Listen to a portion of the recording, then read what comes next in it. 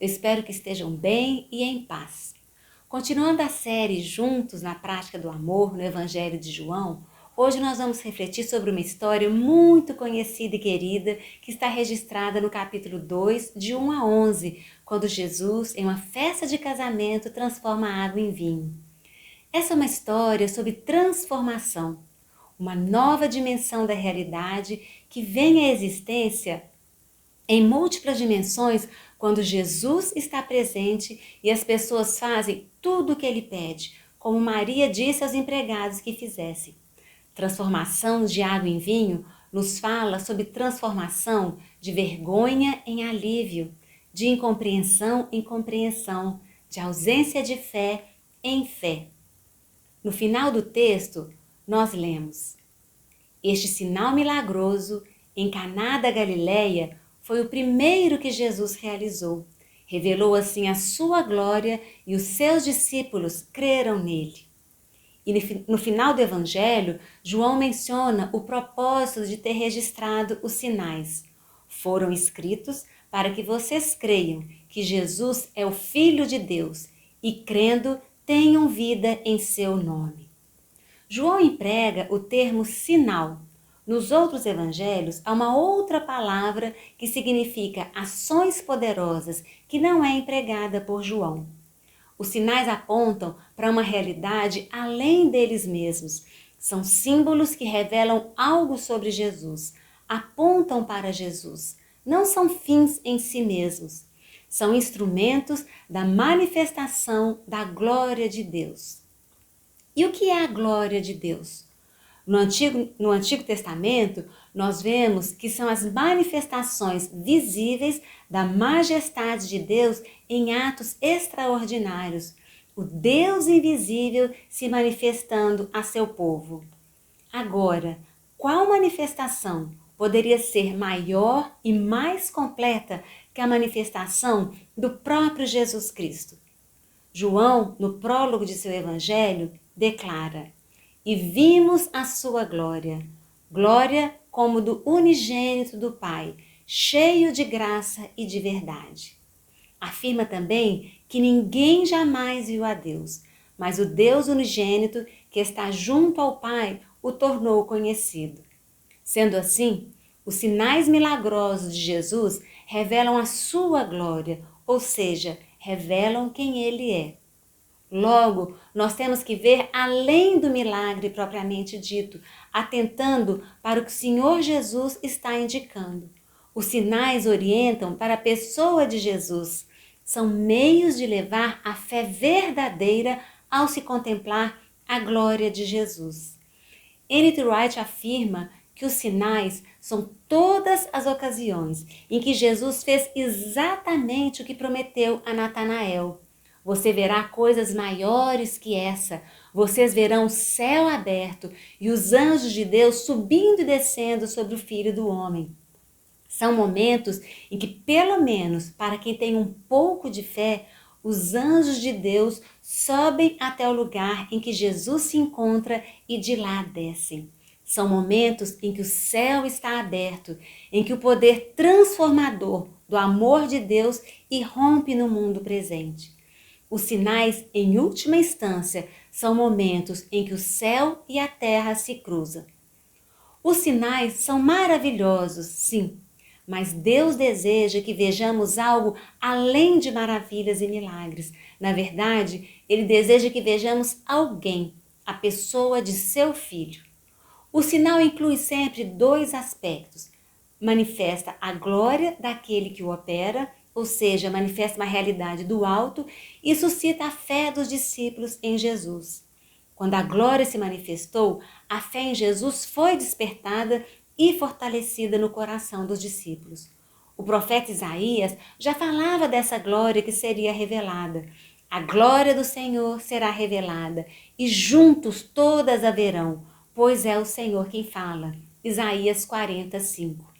Isso me faz lembrar da necessidade de todos e de cada um, porque a glória de Deus em Cristo é para ser vista e experimentada juntamente, e juntos haverão, profetiza Isaías. O primeiro sinal é uma chave para compreendermos as ações de Jesus e o significado de sua missão salvadora. Esse sinal aponta para a gratuidade e para a superabundância da vida que Deus nos comunica, sem que nem mesmo seja requerida uma fé prévia. Ele fala da iniciativa de Deus indo ao encontro do seu povo. Ele nos fala da graça sendo manifestada. Jesus veio para que tivéssemos vida e vida em abundância.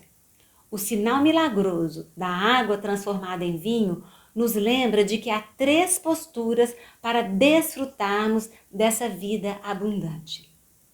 A primeira postura para desfrutarmos dessa vida abundante seria apresentar as necessidades a Jesus. O que levou a esse primeiro sinal?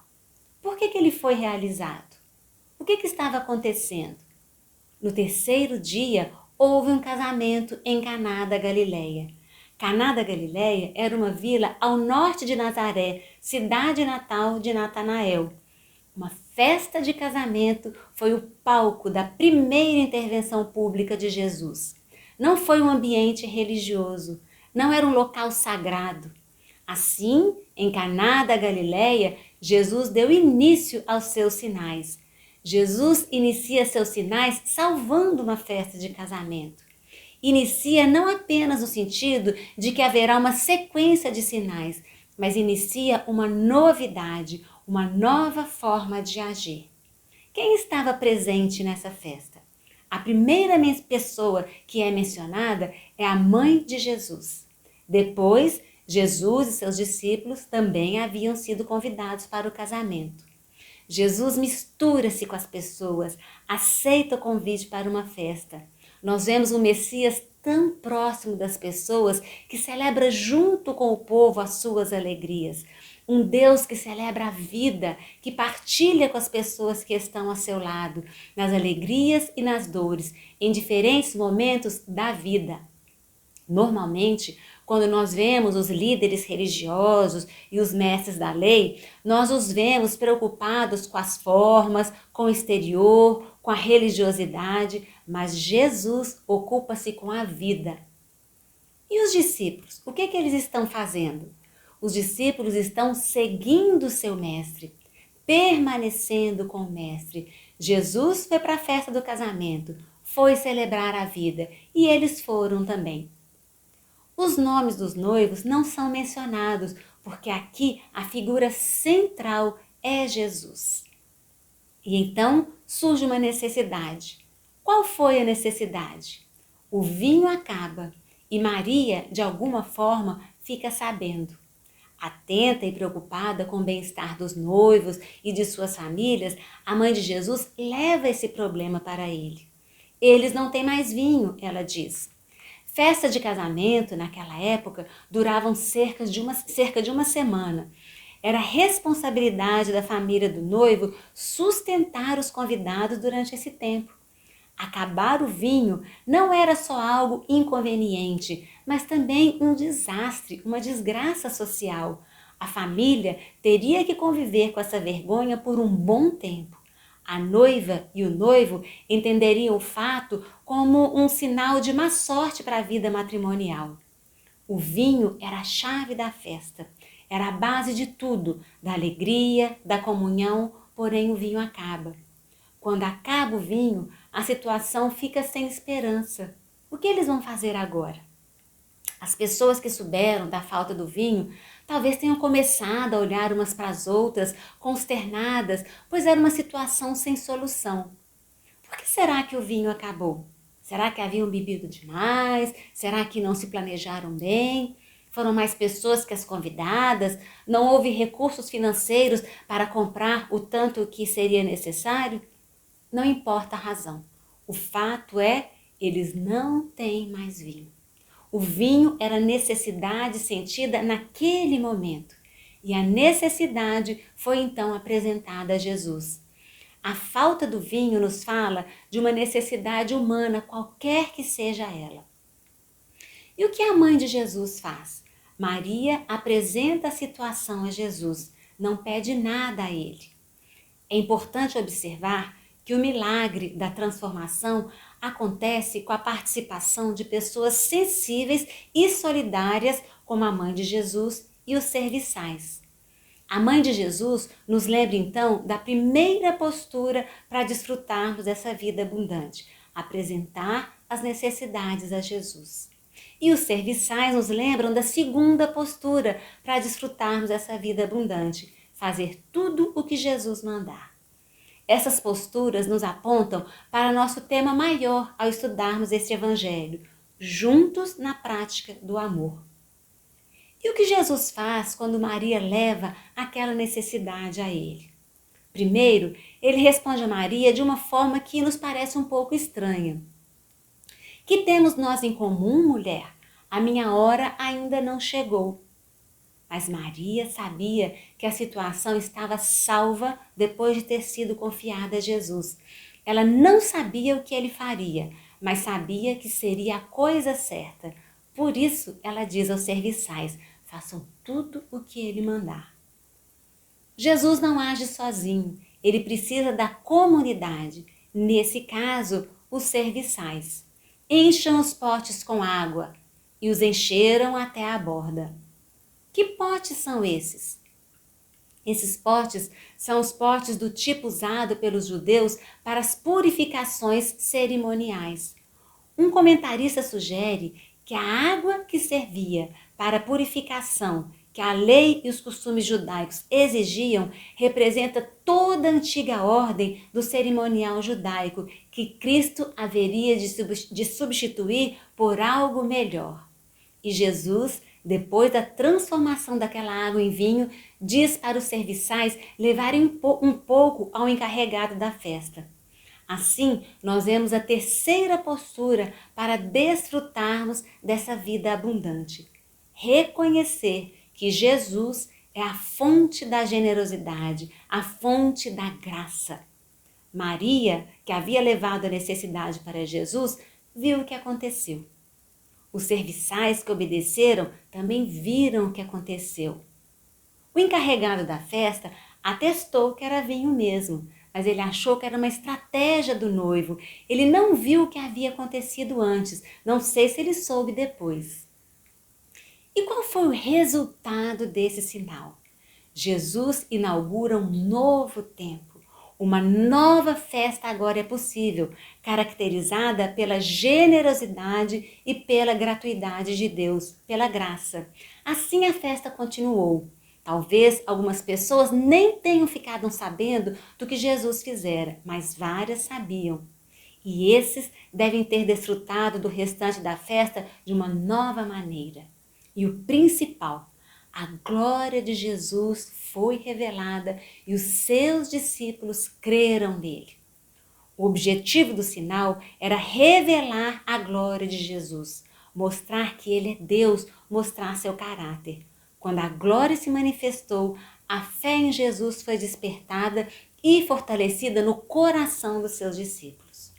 Concluindo então, o projeto de vida nova que Jesus traz é a vida em abundância e nós somos convidados a dele participar e a ele anunciar. O que nós diríamos para Jesus sobre as necessidades que nós vemos? Quais necessidades nós temos visto, sentido e apresentado a ele? Nós temos visto e reconhecido as necessidades de nosso tempo, da nossa comunidade de fé, da nossa cidade, do mundo? Nós faríamos tudo o que Jesus pedisse?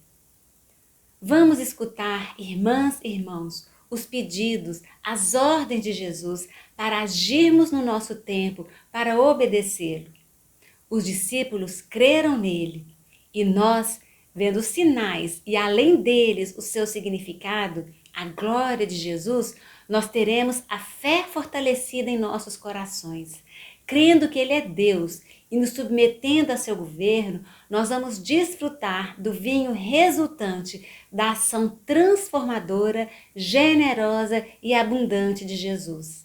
Ele mesmo afirmou: o ladrão vem somente para roubar, matar e destruir.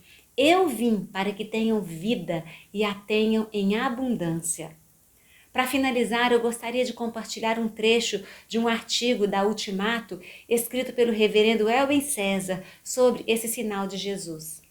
Depois de relembrar a transformação de mais de 480 litros de água em vinho da melhor qualidade, graças à intervenção voluntária de Jesus nas bodas de Caná da Galileia, Eugene Peterson, em seu devocionário Um Ano com Jesus, ensina-nos a fazer uma pequena oração. Ó Jesus, entra em cena. Não há oração mais apropriada quando chegamos à conclusão de que todos os nossos recursos foram esgotados e nada mais podemos fazer. A súplica é muito curta e direta. Em apenas 5 palavras dizemos tudo. Ela deve ser repetida. Ó Jesus, entre em cena. Ó Jesus, entre em cena. Deve soar não como uma ordem, mas como um pedido humilde, contrito e absolutamente sincero. Deve ser uma oração explicativa. Antes ou depois de ó Jesus, entre em cena, devo me abrir diante de Jesus e confessar. Ó Jesus, entre em cena, porque estou desempregado e não há nada na despensa. Ó Jesus, entre em cena, porque nosso casamento de 20 anos está em crise. Ó Jesus, entre em cena e transforma as trevas em luz. Ó Jesus, entre em cena, porque algo desastroso dentro de mim me faz trocar o certo pelo errado, o que quero pelo que não quero. A oração, ó Jesus, entre em cena, não é mantra, não é mentalização, não é uma peça de pensamento positivo, não tem nada a ver com autoajuda. Não são palavras mágicas para se obter algum livramento. Apenas é uma honesta confissão de impotência e de desespero, um pedido de socorro. Frente a qualquer impasse, comece a orar, respeitosa e repetidamente. Ó Jesus, entra em cena, por favor. Que essa seja a nossa oração sempre que estivermos em uma situação de necessidade. Que Deus nos abençoe. Tenha uma ótima semana. Um grande abraço.